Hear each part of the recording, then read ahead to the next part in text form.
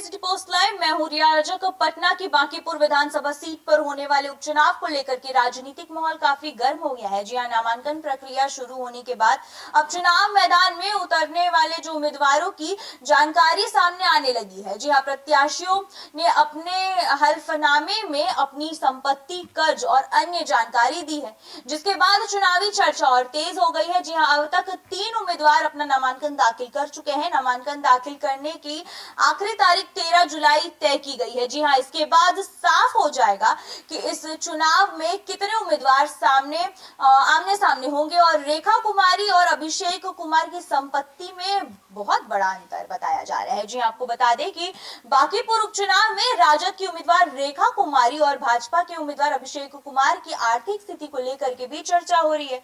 रेखा कुमारी और उनके पति के अपने हल्फनामे में बताया है कि उनके पास कुल मिलाकर के 8 करोड़ रुपए से ज्यादा की चल और अचल संपत्ति है। जी हाँ, यानी कि उनके पास पैसा, गहने, बैंक बैलेंस और जमीन मकान जैसी संपत्तियां शामिल हैं। हालांकि उनके परिवार पर 3 करोड़ रुपए से ज्यादा कर्ज भी बताया गया है। जी हाँ, वहीं भाजपा उम्मीदवार अभिषेक कुमार ने अपने हल्फनामे में बताया कि उनके और उनकी पत्नी और बच्चों के नाम पर कोई जमीन, मकान या फिर फ्लैट जैसी संपत्ति नहीं है। साथ ही उन पर बैंक ऑफ महाराष्ट्र से करीब 10 लाख रुपए का कर्ज भी है।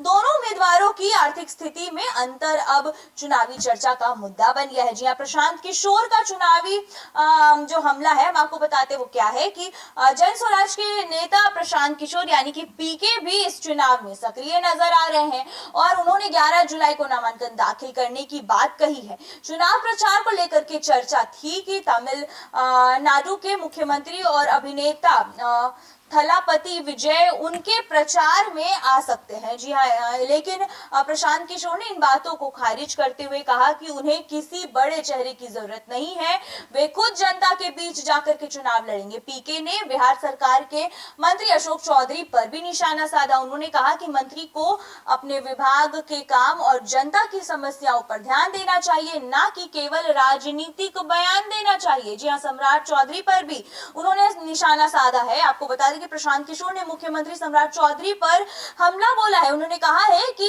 सरकार को रोजगार, शिक्षा, विकास जैसे मुद्दों पर काम करना चाहिए। पीके ने आरोप लगाया है कि भाजपा इन असली मुद्दों से ध्यान भटका रही है। उन्होंने यह भी कहा है कि अगर भाजपा को मुख्यमंत्री बनना ही है तो किसी पढ़े लिखे और योग्य व्यक्ति को मौका देना चाहिए। अशोक चौधरी का पलटवार आपको बता दें कि प्रशांत किशोर के हमले पर मंत्री अशोक चौधरी ने भी जवाब दिया। जी हाँ, उन्होंने कहा कि उनकी मुख्य लड़ाई राजद से है। उन्होंने प्रशांत किशोर को लेकर के कहा कि केवल वोट काटने का काम कर रहे हैं और बांकीपुर में त्रिकोणीय मुकाबले के संकेत। बांकीपुर उपचुनाव में भाजपा, राजद और जन स्वराज के बीच मुकाबला दिलचस्प होता जा रहा है। जी हाँ, एक तरफ भाजपा अपना मजबूत आधार बनाने की कोशिश कर रहा है, बचाने की कोशिश कर रहा है, माफ कीजिएगा, तो वहीं दूसरी तरफ राजद अपनी पकड़ मजबूत करना चाहता है। तो वहीं प्रशांत किशोर अपनी पार्टी जन स्वराज के जरिए नई राजनीति जमीन बनाने की कोशिश में लगे हुए हैं और अब देखना होगा